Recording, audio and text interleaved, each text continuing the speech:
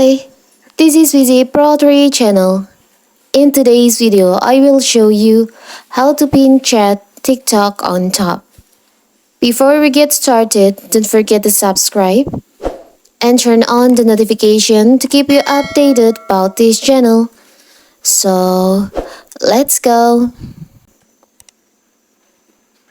TikTok allows users to chat with other users in private conversation that can be found on the application direct message screen. Users have the option to pin their favorite chat to the top of the direct message screen so that they can easily access them whenever they want. So how to do it? It's so simple. So first of all, of course, we have to open our TikTok.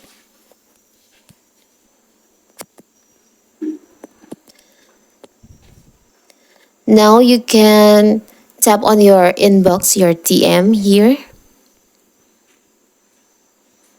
You can choose the chat that you want to pin. I will choose this for the example. Now you can tap on the up right corner, the three dots over here. You will see options like mute notification and pin to top. You can tap on pin to top.